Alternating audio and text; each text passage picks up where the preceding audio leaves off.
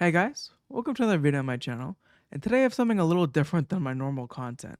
I will be going through and covering what I think are the best mods you can do to your Wooting 60HE to make your keyboard better overall. I want to say right off the bat, the first and most meaningful mod you can do to your Wooting is swapping out your switches. In terms of changing your switches, there are a handful of options to choose from, and today I will talk on the ones I think are most worth it. The switches being the Gateron Jade HE switches, and the sticky rice switches, which is the only one of the bunch to have an LED diffusal bar, which makes the LED appear to be brighter and have a little bit more of an underglow. As well as I have some dual rail KS20 switches to compare, but I don't really think, oh, those are not it. I don't really think these are a great option. Now, I will do a little sound test of each and give you a kind of a better idea of what they all sound like.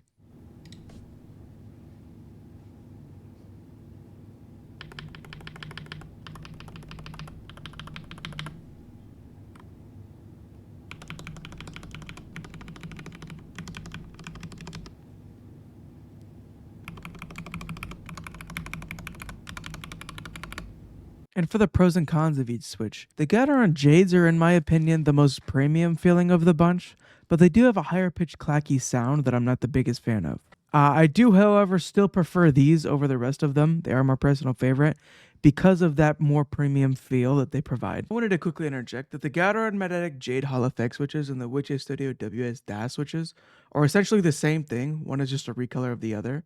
And the Witcher Studio DAS switches are $750 for 10, and the Gateron Magnetic Jade switches are $8 for 10. So at the end of the day, if you can get one, just get one that's cheaper. And moving on to the sticky rice switches, these are my personal favorite sounding in the Tofu 60, but from what I'm seeing around places like Reddit and YouTube, they have a weaker magnet. And I didn't notice anything weird myself, but keep that in mind in decision making. And the KS20 dual rail. These are, in my opinion, not really worth buying over the stock switches compared to other options. They have improved the stem wobble issue, although not to the level of the other two options, as well as they don't really sound too different to make it worth it over the stock switches.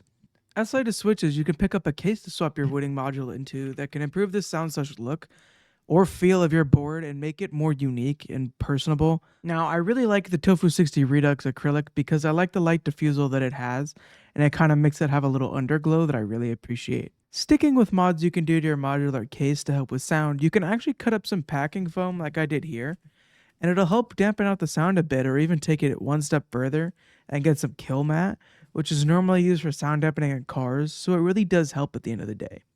And on top of that, you can go even further and place a layer of masking tape under the PCB to help with sound as well. It kind of accentuates the sound of the switch itself and it gives it a more poppy, a little higher pitch sound. And it is completely up to personal preference. I just did that here to showcase that's something you could do. As well as you can get some keycaps to really make your whole build come together and look more like your own build. And this is what you can expect the quality and sound to be like when you finish your build.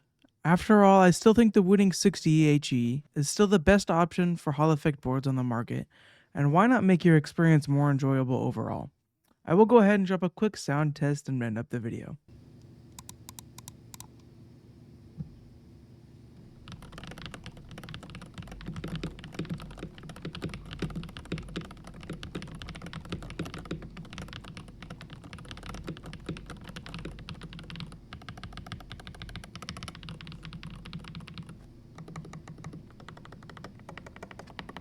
And that will conclude my video. Please, as always, if you have any questions, drop them below, and if you did like it, please subscribe and leave a like on this video.